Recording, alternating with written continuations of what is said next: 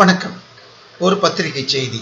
கோயம்புத்தூர் திருப்பூர் அருகே 31 பங்களாதேஷை சேர்ந்தவர்கள் கைதானார்கள். இது முதல் செய்தி. இதன் பிற்பகுதி இவர்கள் போலி ஆதார் கார்டுகளை வைத்திருந்தார்கள்.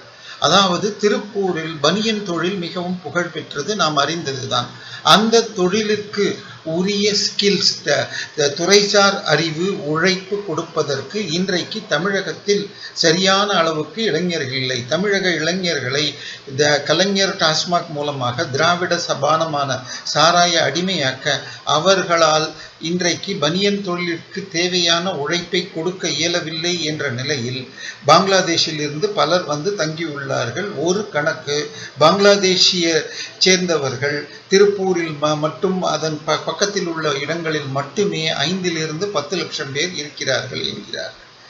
கஸ்ட் ஒர்க்கர், விருந்தாளி தொழிலாளர்கள் என்ற நிலையில் அவர்களை நாம் வரவேற்கிறோம். அவர்கள் இங்கு தொழில் செய்து தன் குடும்பத்திற்கு பணம் அனுப்புவது தவறில்லை.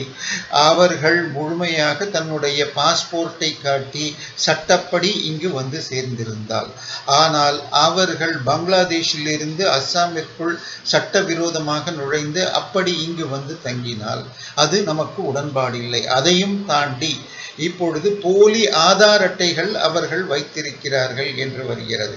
போலி ஆதார் அட்டை, பிறகு ரேஷன் கார்டு, பிறகு ஓட்டர் ஐடி என்று எல்லாமே பெற்றுவிட்டால் இவர்கள்தான் நாளைக்கு தாங்கள் என்ன வேண்டுமானாலும் செய்யலாம். திருப்பூரில் ஒரு சட்டவிரோதமான மசூதியை இடிப்பதற்கு நீதிமன்ற உத்தரவை நிறைவேற்ற வந்த பொழுது திருப்பூர் எம்எல்ஏ அதை எதிர்த்தார்.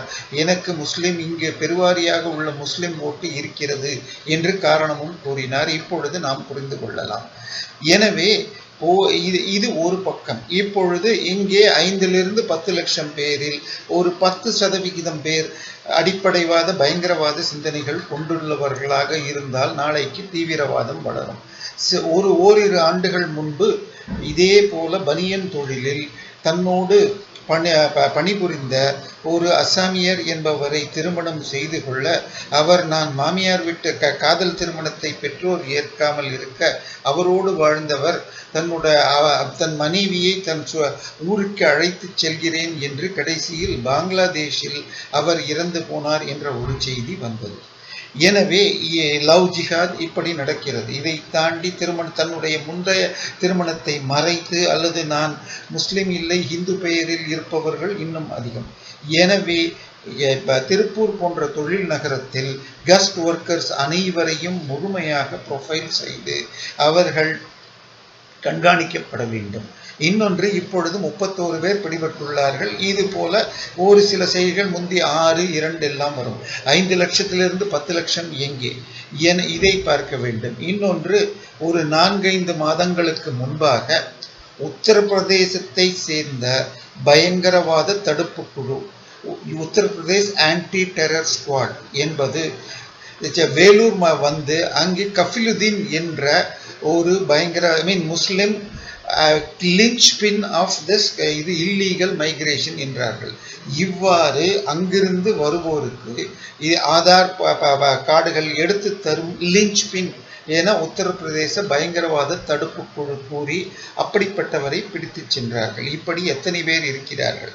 இன்றைக்கு நாம் சென்னையில் சென்று எந்த ஒரு பெரிய மாலிலோ ஹோட்டலில் போனால் நமக்கு அங்கு பணிபுரியும் தொழிலாளர்கள் பெரும்பாலானோர் பங்களாதேஷிகளோ அல்லது பங்காளிகளாகவோ வங்காளத்தை சேர்ந்தவர் மேற்கு வங்காளத்தை சேர்ந்தவர்களாக இருக்கிறார்கள். அதில் எத்தனை பேர் இப்படி சட்டவிரோத குடியேறிகள் என்பது தெரியவில்லை.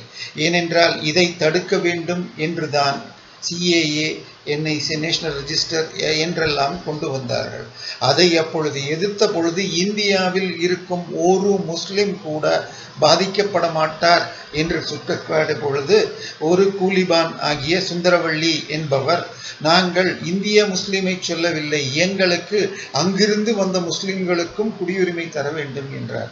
இங்கிருப்பவர்களுக்கே வேலைவாய்ப்பு சண்டை பிரச்சனை வரும் பொழுது இப்படி அங்கிருந்து வருபவர்கள் இதை தாண்டி உங்களுக்கு இதனுள்ளே பயங்கரவாதிகள் வரலாம். ஏனென்றால் நமக்கு சில வருடங்கள் முன்பாக ஒரு செக் போஸ்டில் தடுத்த வில்சன் என்ற சப் இன்ஸ்பெக்டரை சுட்டுக் கொன்றது எஸ்டிபிஐ தொடர்புடைய முஸ்லிம் மதவாத பயங்கரவாத சிந்தனை கொண்ட இளைஞர்கள் என்று தெரிந்தது. அதன் பிறகாக கோவையில் சிவன் கோவில் வாசலில் குண்டு வெடித்தது. காரில் இருந்த ஒரு மனித வெடிகுண்டு வெடித்தது.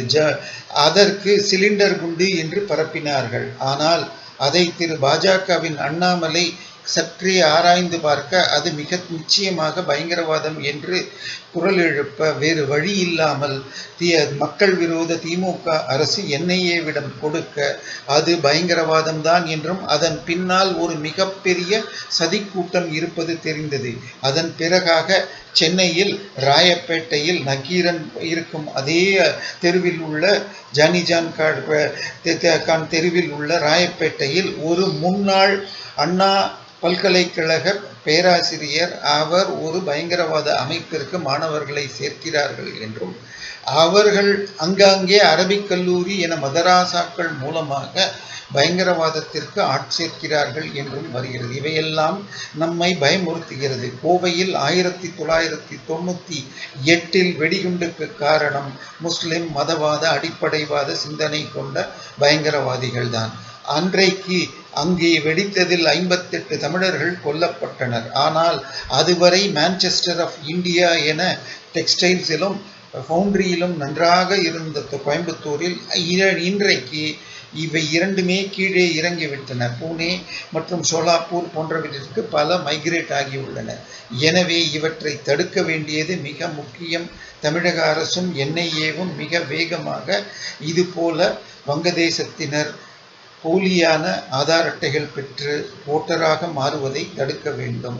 நன்றி, வணக்கம்.